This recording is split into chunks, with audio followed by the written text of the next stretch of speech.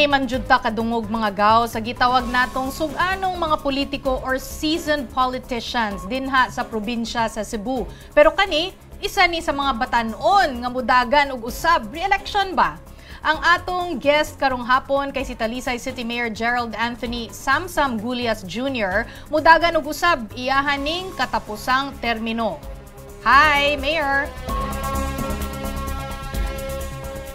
Yes, Mayor, mayong hapon. Hello, mayong hapon, Ma'am Chi. Naana, kadungog na mi, Mayor. Oo.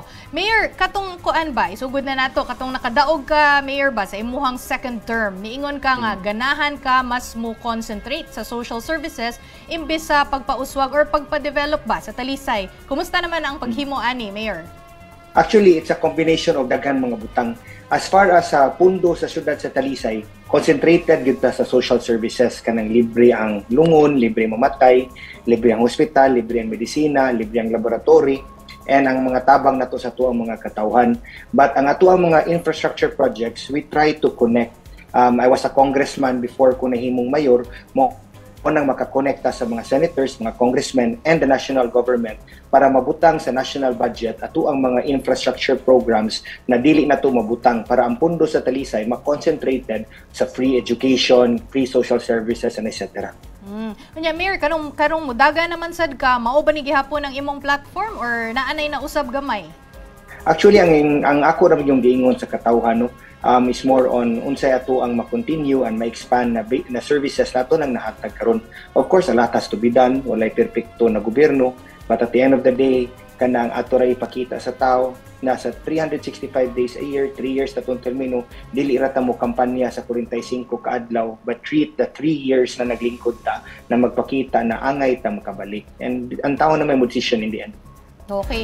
Mayor, pangutanon sa tikaw bahin ining war on drugs ha kay dako ba yaning problema ha sa atong nasod and probably also in your city, no? Unsa may imong maingon or makomento sa gakahitabong mga investigasyon didto sa Kongreso?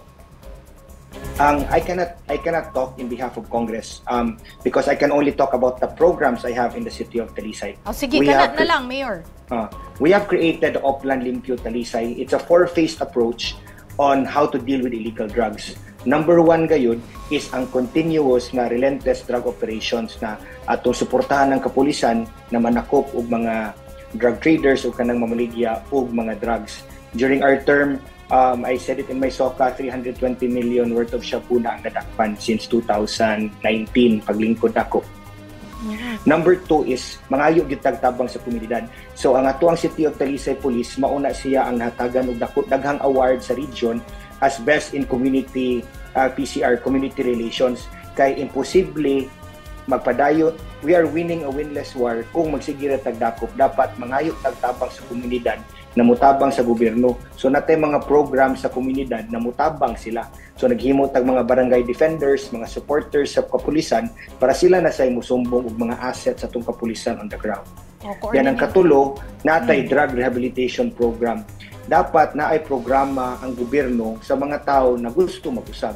Kung nagsigi tagdakop, mga tagtabang sa komunidad, dapat naatay programa for a drug rehabilitation program na angay na to ihatag sa katawhan na gusto mag-usab. So naaslay avenue naman tuwan sa gobyerno. Our drug rehabilitation program, I can say a lot, but it's being replicated by other LGUs. Ako nang giingon sa SOCA na daghan na kay nakagraduate sa itong drug rehabilitation program. And number 4 is we connect with PDEA for drug clearing programs. Out of 22 barangays, 11 na drug cleared sa City of Talisay.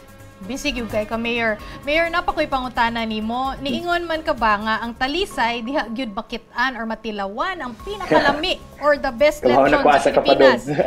Pero sad, kibaw man sad ta nga naa sa African swine fever outbreak sa nasod. Apektado ba mo ana?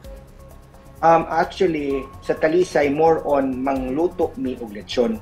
Ang amo ang mga sources of lechon naa sa Negros Oriental and in the area sa south of Cebu. So more on luto ang amo ang livelihood sa Talisay. Speaking of Talisay, unsa may long-term vision nimo, Mayor, para sa Talisay? Ang ako naman yun is we have to connect history with culture.